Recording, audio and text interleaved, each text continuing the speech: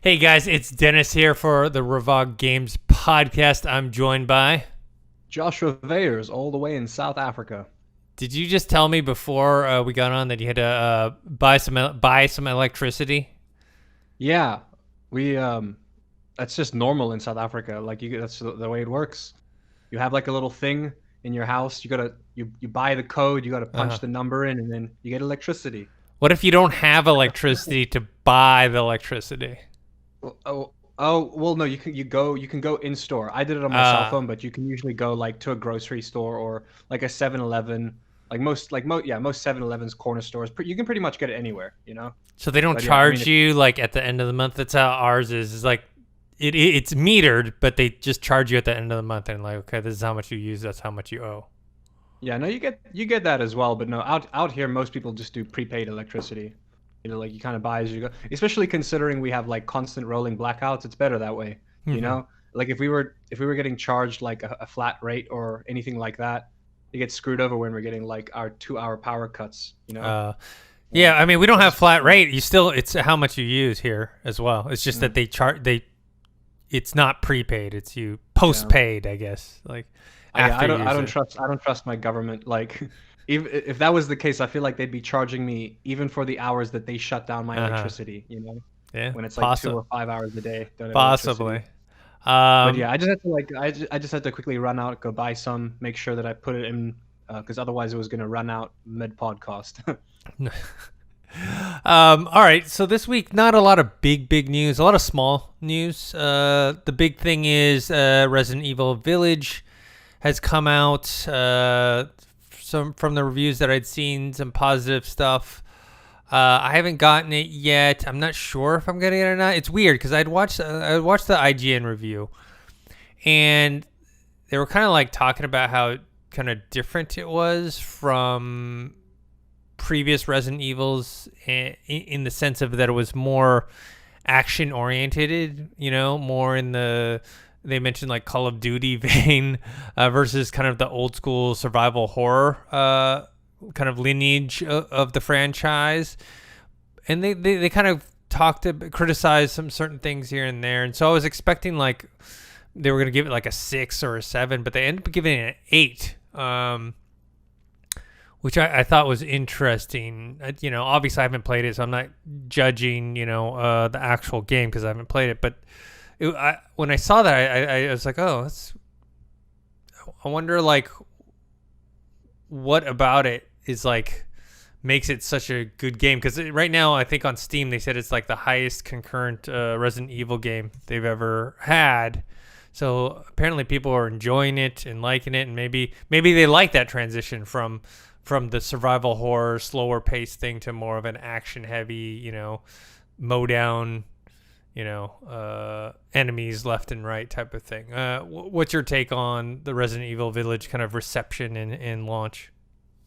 I was watching a lot of streams, like day one streams of a lot of like streamers playing it, and it looks good. It's weird because watching it, like I don't think you get like it's one of those games where I don't think you can get a very good sense of it just by watching Mm-hmm. somebody play it or watching somebody stream it, because there's nothing like that special about the game if I'm just watching it, you know what I Mm-hmm. mean? But I can tell that the people playing it are having a really good time. It seems like the kind of game you have to experience for yourself. People are saying it's very action packed, you know what I mean? There's a what's the word I'm looking for? In terms of like the monsters, if you will, there's a lot of really good like artistic choices and like characters that they've like just created in general. So it looks fun. It looks exciting. It looks like something that I need to get my hands on for sure. Mm-hmm. It's it's weird though because at the moment, at the time of this game coming out, all I can think of is Returnal. Like, but then again, like that just comes to like catered like interests and stuff. Like I wish I was playing Returnal right now, though the hype for this game is real. Um, yeah, I don't know. It seems like the kind of game where it's getting well received. Everyone likes it. I just Mm-hmm. don't think I'm gonna get it anytime soon. It's weird. Speaking of Returnal, obviously because it's an exclusive to the PlayStation platform, PS5 specifically, so you're not gonna get the wide range of people playing it. But in terms of like hype and buzz, I'm hearing a lot more about Returnal than I am about Mm. Resident Evil Village. Maybe because Returnal is a brand new franchise or whatnot, but I'm just seeing a lot more talk and discussion about that game, despite it being a one platform exclusive game. I mean, look, there's definitely hype for sure, but it's like not as much hype as what I was expecting, which is weird. Like it's well received, the game's well received. I haven't heard anybody put out a bad review of the game yet. You know what I mean? Everybody's enjoying it. But it's just I was expecting more people to be talking about it, or I was expecting more videos on YouTube or just. You're talking about Resident Evil, content. right? Yeah, Resident Evil in general. And it's like I watched Corpse Husband stream it, who was one of the biggest growing YouTubers of 2020. And I mean, look, he still had this is on YouTube, not Twitch, still had quite a large amount of people watching him live, but it was like 60,000 as opposed to like the usual 200,000 or something, you know what I mean? So that's like definitely a drop in viewership of people watching it. It just seems like one of those games where I don't think it's going to be a very popular game to make content out of or to stream, you know what I mean? There is an more fun to play. online multiplayer component to it, I believe. Yeah, I saw some people playing the co-op, Yeah. which seemed a little confusing to me. Well, just from watching it though, like I wasn't too sure. Like, I just didn't know what was going on at the time. And then I guess people are talking about obviously Lady, how do you pronounce her name? Dimitrescu. Yeah, Cool. Lady Dimitrescu. That Yeah, very tall. she's very big. Yeah. She was a hit before the game even came out. She was like already like a beloved character. People are loving her, man. People are loving her. Yeah, it's great. It's one of the things where like, I feel like this game might get a VR adaptation in the future. Yeah, I mean you had that Resident Evil 4 7 as well. Yeah, Resident Evil 4 got the VR adaptation recently. And 7 was really good in VR. So I feel like this would make a fairly good transition to VR in the future. Probably not anytime soon though, but definitely in the future. Yeah, that might spark my interest more to check that out. So just when I was talking about the whole Resident Evil Village on Steam, the whole thing, they said they currently has over 100,000 concurrent subscribers, or concurrent players, not subscribers. The previous record was Resident Evil 2 with 25,000, so that's quite a jump. It's got a lot more survival aspects than I was expecting as well, in terms of like crafting and like killing animals for food and things like that. Yeah. So it's got more survival aspects than I was expecting. Sorry, I was mistaken. It beat it by 25,000. It was 75 or about 75,000 for Resident Evil 2. So it's which makes sense. Resident Evil 2 was a remake of a game, right? So if you're not interested in playing that game over again, even though it's much improved, perhaps it's not as attractive as a brand new installment of the franchise. It's just one of the bigger games that has come out. This you had Returnal last week, and you have Resident Evil Village now. So we're starting to get, because there's kind of a lull there, right, for a moment in terms of like bigger games, and now we're starting to see some more AAA titles come out for the fans. It's interesting because I see here that they're actually saying, well, the reviewer from IGN was saying that playing the game on standard difficulty, he felt like Resident Evil 7 was actually more difficult or more challenging, which is interesting. I was expecting this game to be a bit more difficult, because with Resident Evil 7, there's combat, but there's not much. You're just running away for the most part, or hiding for the most part, which makes it intense. So I guess it is more difficult in the sense of like, if you get caught by an enemy in Resident Evil 7, you're just instantly dead, Like you can't run away. Whereas in this game, there's a lot more combat involved. You know what I mean? Gives you like you have a fighting chance in this game, But yeah, interesting that they said the difficulties varied like that. Yeah, I heard some criticisms about like the bosses being not quite as complex in terms of like, okay, it was more strafing and shooting, you know what I mean, like versus like actual strategy in terms of the way they attacked and whatnot. And also even with the puzzles, they said this puzzles were pretty straightforward and they kind of explained everything out, versus like really have to think about stuff. But But yeah, anyways, I'll probably like see whenever you get it and see what your take on it is. I don't know. It looks good like, in terms of visually. It looks fantastic. The game looks great from like just from every angle. Really, it looks pretty good. But I feel like it's missing something, you know. And it's at this point in time in the game, I guess people would argue that something is Lady can never pronounce her name, Dimitrescu, whatever, the big lady, the big vampire lady. Like people, you could argue that is the thing that makes this game stand out. But look, it's a good game, but it doesn't seem like there's anything unique about it that makes it stand out, that makes you want to go and play this. Like this seems like the kind of game that people would rather play when they have the downtime.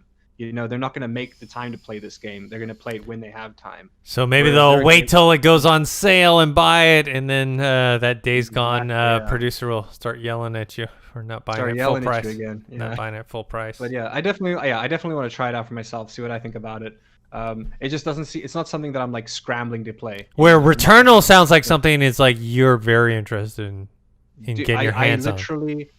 I was looking at PS5 prices today, and the cheapest one I could find, secondhand, because we obviously don't have stock, was going for, I want to say, about $530, which is cheaper than the actual stock price of the PS5 in my country. The stock price of the PS5, I think, is like $700.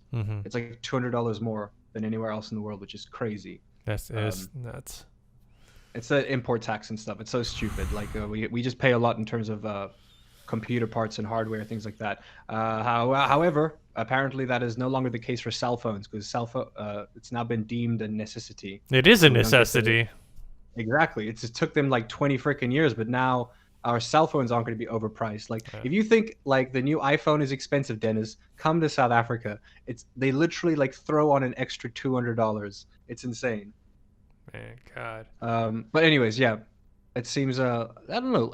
It's fun. I think moving forward, we're not going to hear much about this game. Like I think people are going to play it, they're going to enjoy it, but we're not, like 2 weeks from now, we're not going to be covering stories on Resident Evil. Yeah, it doesn't sound like it's going to be like any contender of the for Game of the Year or anything like that. Just like a good solid game that people are having fun with. All right. Next up, speaking of games, that could be contenders for Game of the Year.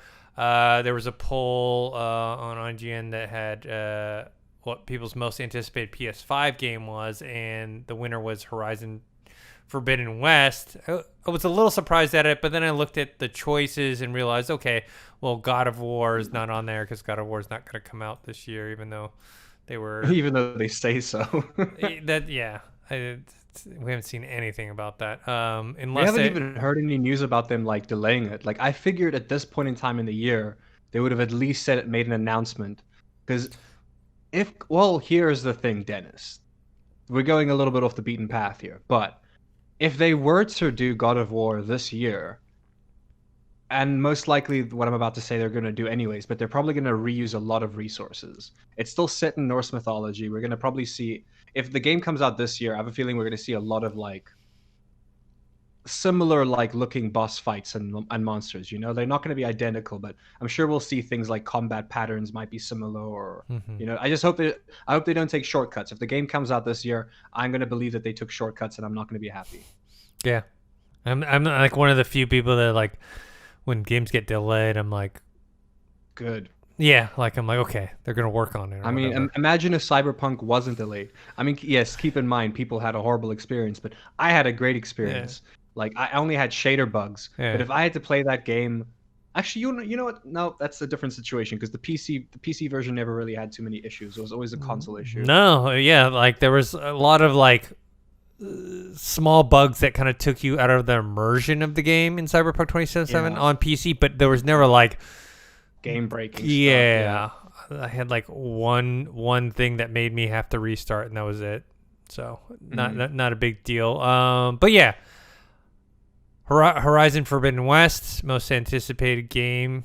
And then there's other games. Remember, this is PS5, so you got Ratchet and Clank, Deathloop, Ghostwire Tokyo, Kena Bridge of Spirits. So it's like you're not throwing in obviously not throwing in like Halo Infinite or anything like that. I just thought maybe it would have been God of War, but yeah. I mean, I would argue that this is just probably one of the most anticipated console games. Just going, I would go so far as to say that, including Xbox. Even with like the delays of Halo, there is still a lot of hype for Halo. There's still a lot of want and need for Halo, even with the delays. But I think that people are way more hyped for this.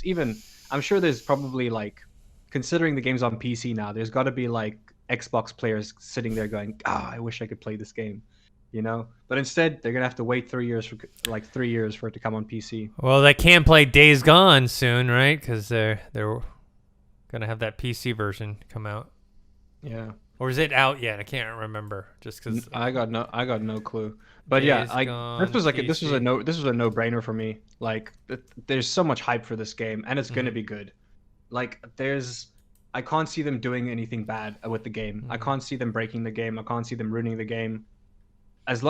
Honestly, all they need to do is give us the exact same version of the previous game, but with a new story, and people will be happy. Like, give us a couple new monsters, give us the exact same mechanics, and give us the continuation of the story, and people will be happy. I'm really looking forward to that. Hopefully, I can get a PS5 before then, because I do not want to wait for it to come on PC. Which it will get to PC, but it's gonna be it's gonna be a while. 2-year wait kind of thing, Yeah, Days Gone has not come out yet for PC, but is coming soon. So it seems like this strategy for Sony, which is still making money on the PC for the people who really are PC only or Xbox and want to play their games but don't want to buy a PS4, PS5 or whatever. So it's interesting. All right, let's move on to the next thing. We've got Mass Effect Legendary Edition is also coming out soon. They talked about the frame rates and everything. Obviously, they said on the PC you can get up to 240 frames per second if you have a killer rig. If you have the screen to match it. Yeah. People always forget that. They're like, "Oh, my PC can do 144 frames." I'm like, "Yeah, but can your screen?" Yeah.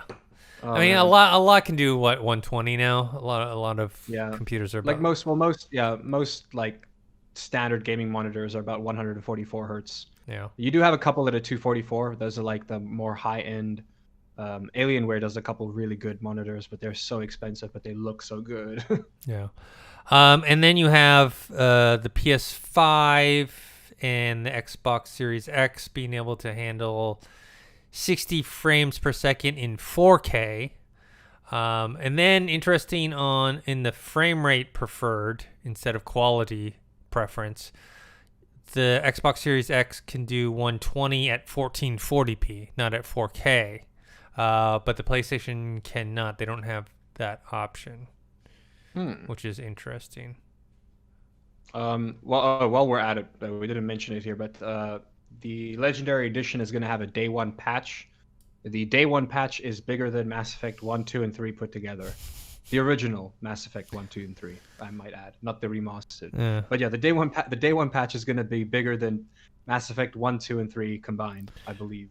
Man, what we've been hearing. I don't know how these games would have existed in the old school model of where you actually had, when the game went gold, it literally had to go to get, printed. You know what I mean? There's no patch. I mean, there was patches. It was, you had to go buy the new version or something. Yeah, they would give you you had to buy a CD or DVD, and that would help you patch. There was an awkward transition stage with the PS3, Xbox 360 era where it was like, not everybody had like good internet and like good Wi-Fi.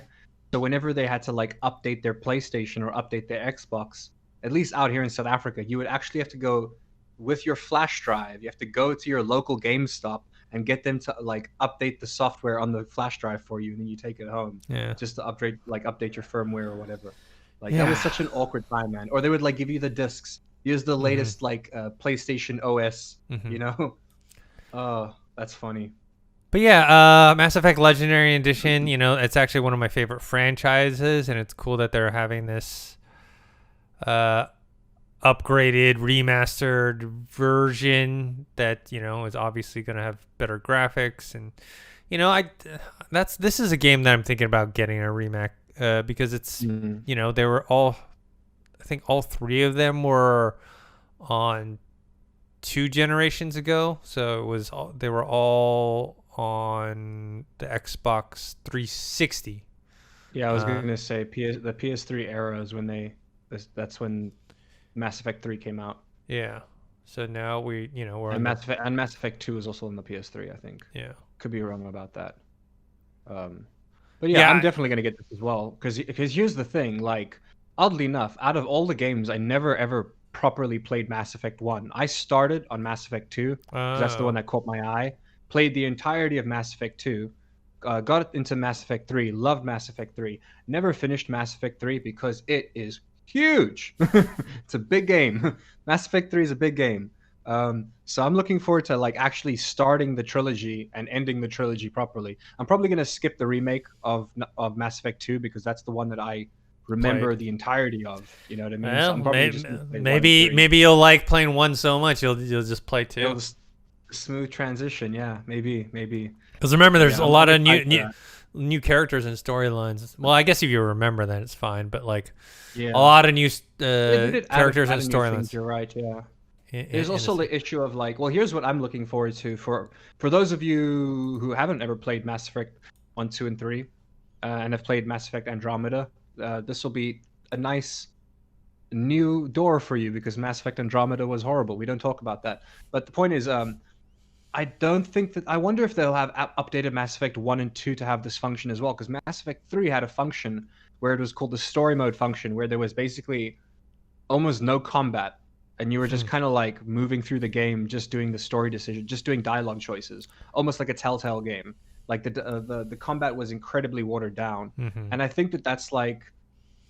Yes, it's the average everyday gamer is gonna hate that, but for like people that aren't the average everyday gamer, that's gonna be great. Like I know I'm gonna get my dad to play it. He's gonna love it.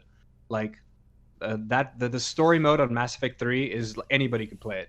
Like a child, a monkey if you give him. Remember Jedi Fallen Order had a similar mode. It was like the story mode or whatever. It was like combat was super easy, and you had your like what was it? Your parry was basically you had the infinite parry time on story mode.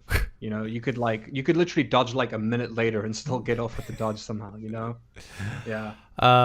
yeah, it is interesting with the PS5 though. It's up to 60 frames per second at 4K in favor quality, but up to 60 frames per second at 1440p in favor frame rate. I guess that just means it's more consistent in terms of 60 FPS and you get higher, but you're not jumping up. Where on the Xbox Series X, it's like more locked in. Where Xbox Series X, you're getting that jump up to 120 on the 1440p. That's actually crazy to consider. Like, I guess the Series X, like, well, there have like, I don't know the gist of it, but people are saying that the Series X does have the PS5 beat. You know what I mean, slightly in terms of power. And I guess this is where we see it. You know what I mean. This is where you're gonna see. This is a noticeable difference. This isn't like a small difference like that. Like a whole extra 60 FPS. That's a big noticeable difference. You know. Yeah. Maybe not in graphics quality, but you're gonna notice that the difference between 60 FPS and 120 FPS. You know. Yeah, I'm gonna definitely. It comes out on May 14th, which is a week from now. Yeah, I usually I don't have to get super high frame. I like, good frame rate, but 60 FPS is usually good enough for me. So if I'm getting 4K at 60 FPS, that's something I'd probably do instead of 1440 over 60 FPS. I can't believe that the PS5 is basically matching the Xbox Series S. Like, that's crazy to me, dude. Not in the 4K, but on the 4K. Yeah. But if you don't have a 4K TV, then the Xbox Series S is going to be the best way to go, apparently. Nice. Like, it's the cheaper option, that's for sure. Yeah. All right, let's move on to the next thing. We've got the report of Epic paid, because Apple and Epic. It's funny, this Apple versus Epic Games trial is like all this leaked information, it's just released internal. So much juicy information. There was this isn't the subject, but on a side note, one of the things that was leaked that Microsoft had internal documents that praised Last of Us Part 2, saying that it was like a rare game where art meets entertainment at like the highest levels or something. Basically, and like people are like, "Ooh, look, Microsoft likes, is praising Last of Us Part 2." It's like big deal that people are gamers and realistic at they don't have to be even people working at Microsoft don't have to be diehard Xbox fanboys to appreciate another console's exclusive games. You know what I mean? So, anyways. That was one of the things that came out. But another thing that came out was that Epic paid $146 million to get Borderlands 3 as a timed exclusive for 6 months. Just to, get people onto their platform versus Steam. I wonder how much of like a profit they made, because it says here that they like they obviously recouped the minimum. Anyways, they got 80 million back within 2 weeks. So within 2 weeks they got more than half their money back. You know what I mean? But in the long run, I wonder if it was worth the profit for them. It's funny that this information now kind of tells us that we'd like had a different story painted in our mind about how this deal went down, because initially, like I remember like most gaming journalists were talking about how the reason this is happening is because of the cut. Epic's taking a much smaller cut. I had no idea that they were giving an advance payment. Nobody had any clue that they were giving an advance payment for Borderlands 3. I assumed it was like a neutral agreement where Gearbox was like, you know what? Yeah, we don't like that 30% cut, so we'll take the 12% and go with you, Epic. Like that's what they made it look like. You know what I mean? Like a year ago when this happened, or 2 years ago when it happened. Whereas now we're like, oh no, they straight up were like, hey, look, we know you don't want to take that risk, so here's $140 million so that you know for a fact, like, you guys will sell the game at least. You know what I mean? Well, this ties into our next thing, which is Microsoft.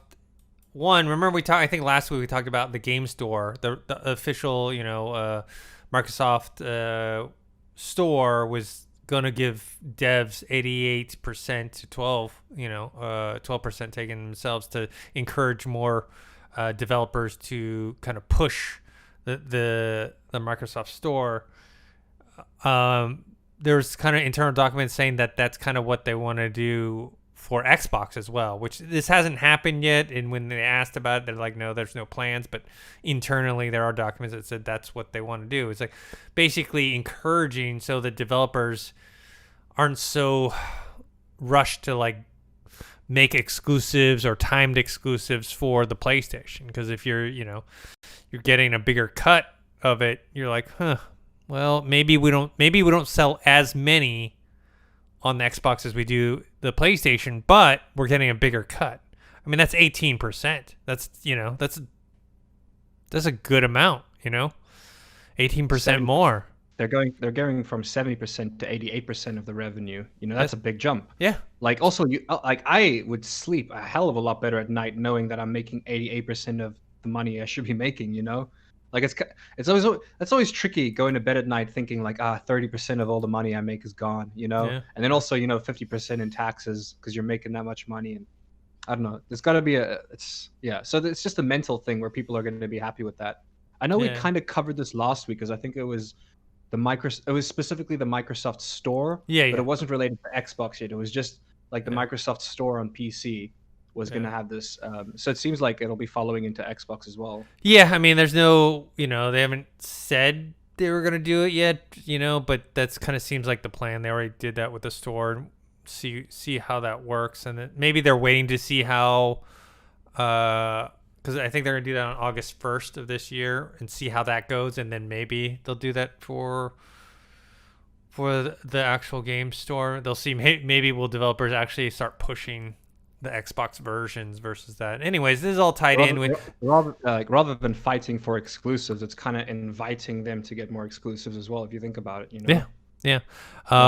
Or at least focusing promotion and marketing towards that version, the Xbox version or PC version. This all ties in. But like you said, it's like they're focusing on Game Pass anyways. So like at the end of the day, do they really care about this? Like they're not really too bothered about their 30%. Dropping to 12% because they're more worried about their subscriptions. Yeah. So, anyways, all of this, the reason why this Epic thing with the Borderlands 3 and this Microsoft Store thing are all combined, all related, is because Steam is such a juggernaut that people, and even though this is like an Apple versus Epic thing, but Apple is also doing that 70-30 split type of thing. It's all trying to fight against this like 70-30 split, especially in like a very, it's for the courts to decide whether it's a monopoly or not. But in some people's eyes, let's say a monopoly on Steam or a monopoly on the Apple Store or whatever, where they're controlling all this stuff and then, kind of getting away, taking this larger share than some people believe is what they deserve, And so yeah, well, I mean, with Steam, there's no real monopoly with Steam, but with Apple, the monopoly lies within they own the cell phone and the store on the cell phone. Like Steam would have a monopoly if they owned Microsoft or if they owned like the PC itself, because there's nothing stopping you from the Steam one's a little harder to prove. It's just more of market share of what they have, but you're right. There's nothing that's preventing you to go. Let's say we're talking about the Epic Store. There's nothing preventing them for consumers to go there and buy games there. You know what I mean? Whereas on iPhone, there's a lot of things preventing you from going anywhere else. So it's going to be interesting to see how this develops, especially for the developers. And it seems like this is more of like a kick against Apple than Steam itself. Like they're definitely thinking of Steam in mind, but I think especially moving forward with their xCloud game, with like the xCloud gaming, the streaming service and the subscription services, like I said, they're not too worried about revenue stuff. They're going to be more worried about getting their xCloud to perform on Apple without having to like pay Apple a ridiculous amount of money. You know what I mean? Yeah, like, I mean, so it's definitely like a thing where like at the end of the day, I see this as more of them, the companies kind of like it's not like they've all decided secretly, hey, let's all do this because screw Apple. It's like they're following suit. They're like, hey, this is a smart idea. This is probably one of the only ways we can actually fight this huge conglomerate. Because at the end of the day, whether it's proven to be a monopoly or not, there's still going to be a conglomerate. There's still going to be like a huge tech king. You know what I mean? So the only way that you can compete with that is when people start following suit like this. Yeah. So I can't think of anybody else that would else like. I mean, it's like now that Microsoft has done it and you got Epic doing it, like I guess so. If Sony follows suit, I can't think of any other people that could do it, or like who else is in that sphere of like that within that market. I can't think of anybody else. That would, like, or at least go to an 80-20 model, right? Maybe 88-12 is like too much, but like an 80-20, okay, that's 10%. You know, Steam has an 80-20, but then you have to have sold, I think, 10 million copies. That's very few. That's very few games. So only after you've sold 10 million copies will Steam be like, hey, you know what? Instead of taking 30%, we'll take 20%, which is still more than Epic and more than Microsoft. Yeah. But you've earned it because you sold 10 million games. Yeah, and I don't know if that's tiered or not, too. That might just mean they still take the 30% off of the first 10 million, and then after 10 million, they take the 20%. I think it is tiered because it's like at 5 million, you get 25%. Yeah. At 5 million, it's 25%. So you're still giving up a lot. You're still giving up a lot. It's just once you pass whatever, you get a bigger cut, which whatever. All right. Let's move on to the next one. Looks like PlayStation has made a minority investment, a minority shareholder in Discord, which is interesting because remember, Microsoft was very interested in buying Discord outright, and Discord was kind of more interested in going public. They dismissed Microsoft's kind of advances, but now PlayStation has bought a minority share in there, so it's I'm really happy about this. Kind of a change in direction here.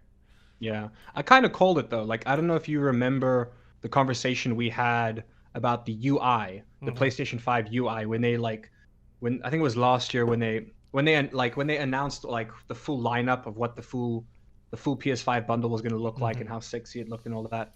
They showed off the UI and their new party system, And I remember looking at that and I said, hey, this kind of looks like them trying to create something similar to Discord, which is these micro communities that you can manage. You know, where it's like you and your friend you can stream a game to your friend and your friend can watch it while playing a different game. You know what I mean? Like, which is like everything that the PS5's everything that the PS5's new party system can do, Discord can do. So I was like, moving forward, it just made sense to me. I was like, look, either they're gonna have to really fight like Discord, and they're gonna have to use the PS5 party system and release an app on PC, because at the end of the day, people don't use the console party systems because most games are crossplay, and if they're playing a crossplay game, they're not gonna be. You can't use the PS5 party if you're playing like somebody on PC, you know. Moving forward, I figured what they would have done is they would have made their own app like Discord. That's what I thought they would have done. But now that I see this news, it makes sense that they take a stake in Discord and they integrate the two together. Because I play, like, a lot of the times I'm playing games with like my friends on PS4 and PS5, but we have to talk to each other in game, and the in-game audio is always trash, and there's way less that you can do. So I'm really excited about this. I think it is gonna be a little bit sad that it seems like it might be a Sony and PC exclusive kind of thing. If Discord comes to it, because I don't see Discord coming to Microsoft after this, which is really unfortunate. Actually, I think I would have liked to have seen Discord go public and then somehow integrate themselves into both consoles. But obviously, doesn't seem like that's going to happen. But good for PlayStation, man. I think this is going to be great moving forward with crossplay, and it's just like it opens up a whole new like. It's sad because when I moved to PC gaming, I haven't spoken to some of my like friends on PlayStation in over a year now, Dennis. You know what I mean? And it's like we just don't play the same games anymore. We're not in the same system. So it's going to be like nice moving forward where I can now interact again with all my friends on PlayStation, you know, while sitting in the comfort of my like computer, you know, and I can stream stuff and show them that, or we can talk more. They can show me their gameplay. I can comment on it. I think this is really good. Like, this is really good for the community in terms of like the financial side of things. I have no idea what it means. I have no idea what it means for Discord. I mean, obviously it's good for Sony. I have no idea if this is going to be good or bad for Discord in the future in terms of their like shares and like what they look like if they ever go public as a company. I don't know any of that kind of stuff, but I do know that in terms of the gaming community, this is like a win. Like, definitely a positive step in the right direction. Cool. All right, next little big piece of news, we have Google's Stadia, the head of product, left. John Justice. I mean, in a statement they said, "We confirm John is no longer with Google, and we wish him well on his next step." I feel like this is tragic news. Right after they added the search bar. Yeah. How could they do this? Right after they added the search bar. This sounds a lot like who was that guy who was working like on Avengers and then like went back to Naughty Dog. You know what I mean? It's like, you know, jumping off jump off the sinking ship or whatever. I was gonna say rats, but they're not rats. There's nothing wrong with these people leaving or whatever. No, they're smart. They're just they're just smart. You know, nobody's gonna stay on a sinking ship. All right. Nobody's you don't have to go down with your ship. You know, we're not pirates. I mean, I honestly, I just don't understand how a Google Stadia can compete against playing and having Game Pass Ultimate, so that I have it on PC and Xbox. And I'm not even a person who fully takes advantage of it. I mean, if I was about 15 years younger or whatever, I'd be like, this thing would be like a god's send, you know? I'd be just playing this thing all day. Amazing. Yeah, I mean, I couldn't even imagine this when I was younger, if this actually existed. And this exists for young people today. It's like crazy, like how much good stuff you can play for very I agree. Cheap. If I was a teenager and I had an Xbox, well, even if I was in college, God. True, yeah. If I had either the new, if I had the Xbox Series X or the Series S, doesn't even have to be the newest one. You know what I mean? Doesn't. Either way, like it's just a win. Like I tell people all the time, I'm on a lot of tech forums. I'm on a lot of gaming forums, and I always see parents asking, "Hey, I want to get a console for my kid," you know, sometimes they're like, hey, I want to get a PC for my kid, and that leads to a very intricate conversation about Yeah. people yelling at each other about Bitcoin miners and why you'll never get a graphics card. And it's like, okay, cool, just buy a pre-built PC. But anyways, like in terms of the console, I will always, even though I want a PS5, I will always tell any parent out there, get your kid an Xbox. It is the most affordable gaming situation you can ever get for your kid. Yeah. Yeah, if your kid is not dead set on like, I have to play God of War, I have to play Horizon Forbidden Dawn, I have to play Ghost of Tsushima, which there are plenty of good reasons to get a PS4, PS5, or whatever. I'm not saying it's not, but I'm saying if they're not already like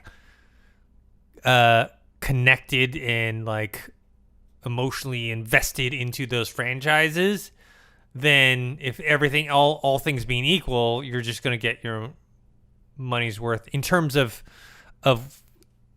the amount of games you can play. Like you can debate quality and all you want, but then again, Microsoft just bought Bethesda, so I'm telling you, Starfield is going to be exclusive.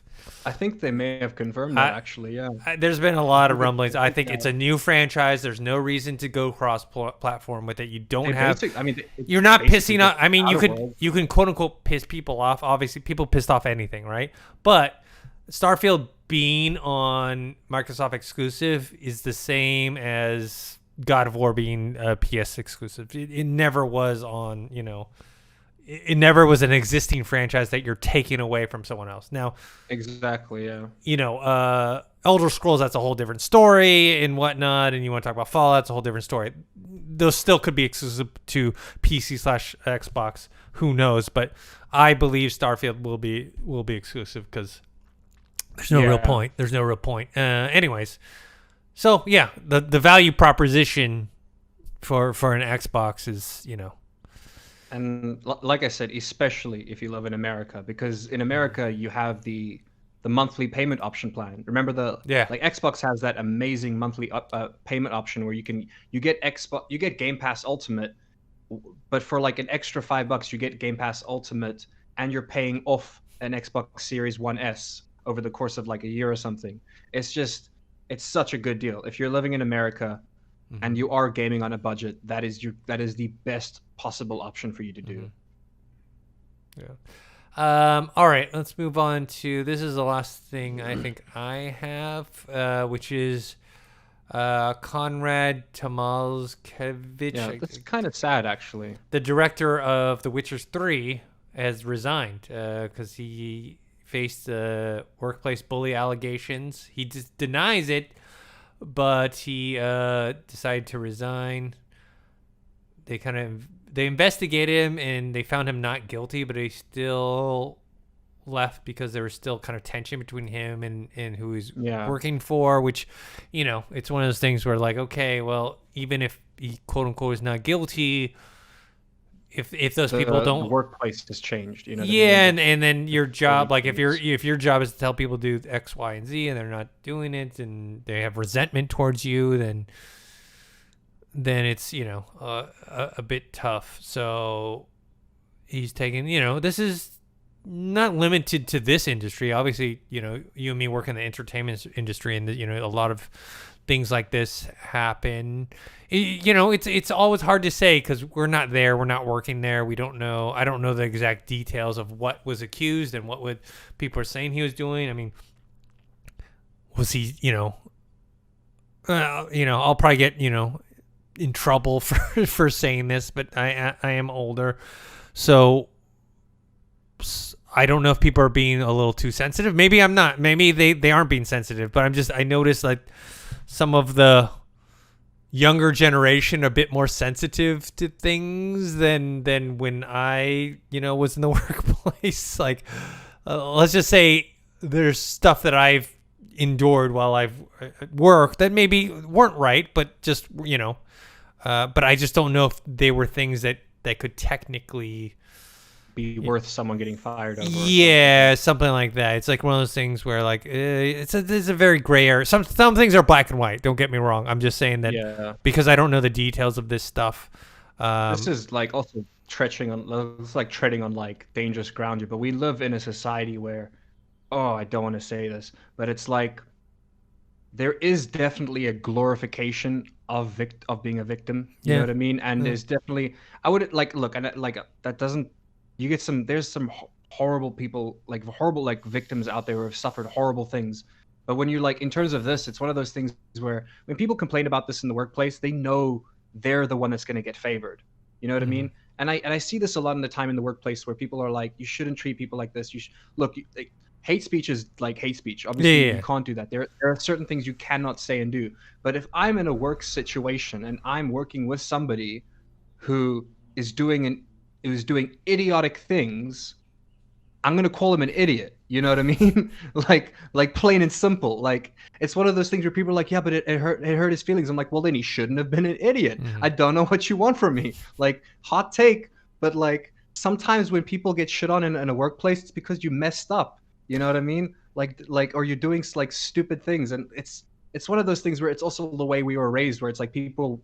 I don't think kids were punished enough for like wrong like I mean you punish kids when they do bad things, but it's like when they do like things that aren't that bad, it's like a slap on the wrist, you know what I Mhm. mean? So I don't know, like this is like a whole Joe Rogan experience podcast discussion over here, but it's one of those things where I completely agree with you. It's like well, then again, we weren't there, we weren't there, so we can't Yeah, actually I'm trying to take a separate know, from you know this what I mean? case because I don't know the details, and like Yeah. I said, I'm But just like you saying it said, in what it really boils general. down to is, at the end of the day, what it really boils down to in this situation is, regardless of what happened, people are no longer comfortable in the work Hmm. situation, and that is not a productive setting for Hmm. work. You know, like they're not going to be producing anything of quality, or like maybe not going to be producing things as well in terms of quality or quantity. But yeah, like you can't work like that. Even if like if you feel like your boss is bullying you and he's really not, at the end of the day, if you still feel like you're getting bullied, that's going to affect your work ethic and your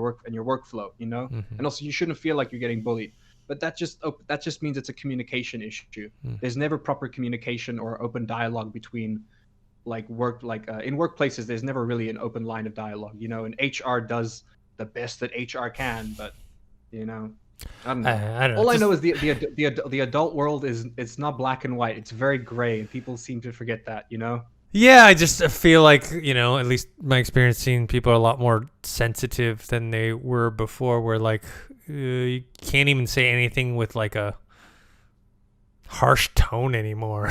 You know what I mean? Mm. Like, yeah, I don't know. It just seems Yeah. It's a yeah, good and bad thing. It's weird. yeah. Like here's like at the end of it, it's also a kind of cancel culture, because my thoughts on cancel culture is like, I think cancel culture is toxic. Mhm. But then people say, well, do you believe that this person shouldn't have been canceled?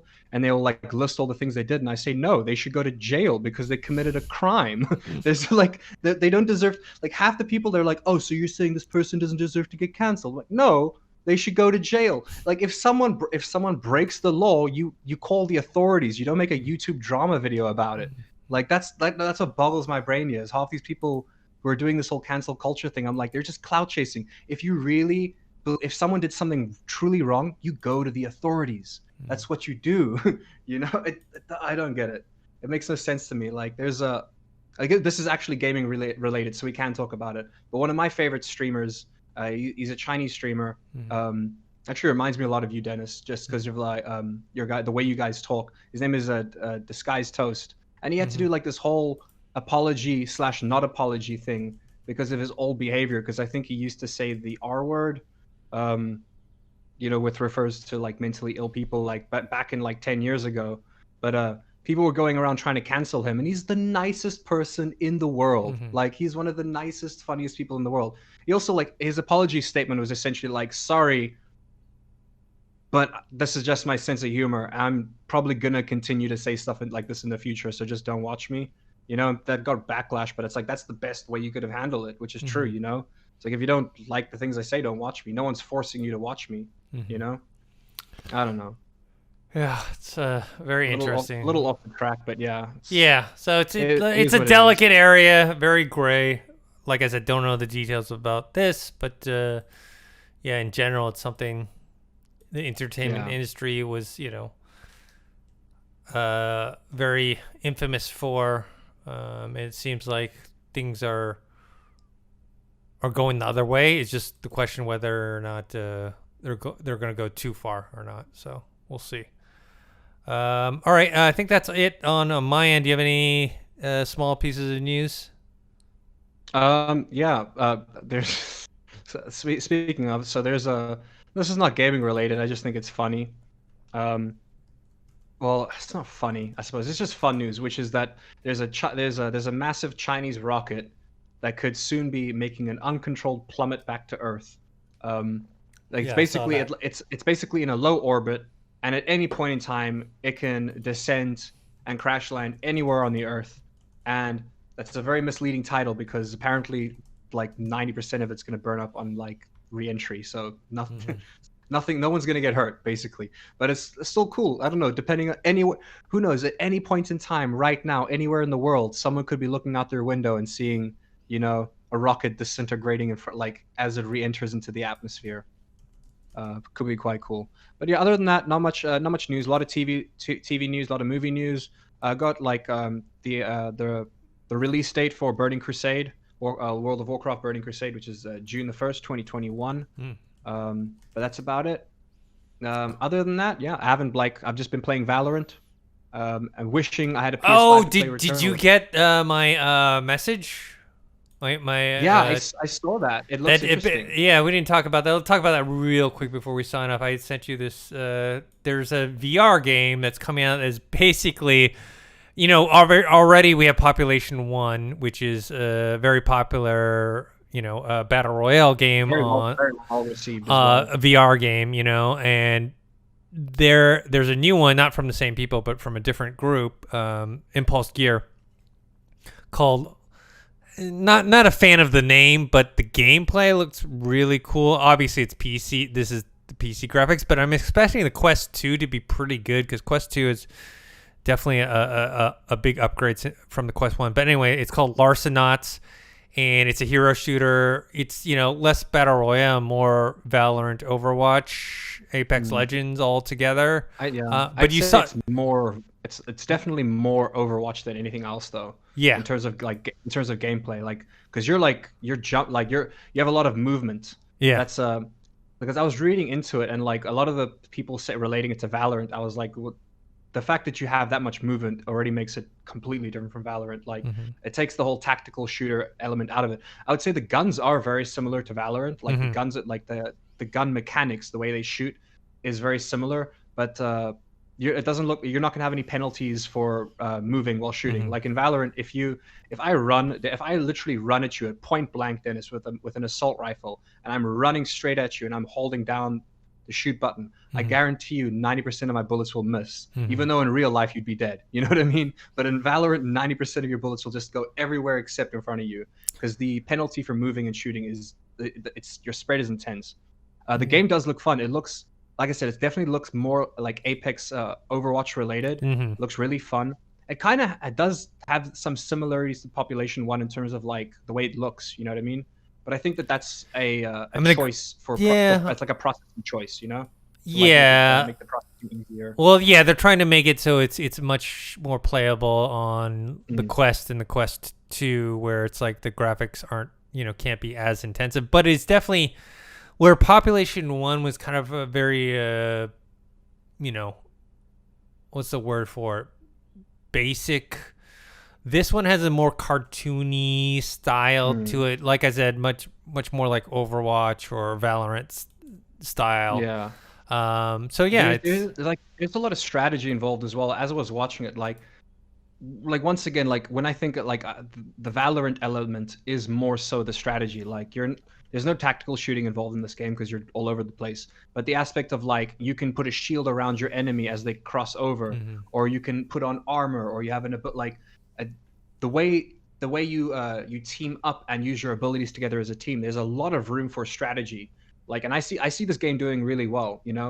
If every single person had a VR headset the way that every single person has a console, this game I think would blow up and everyone would be talking about it.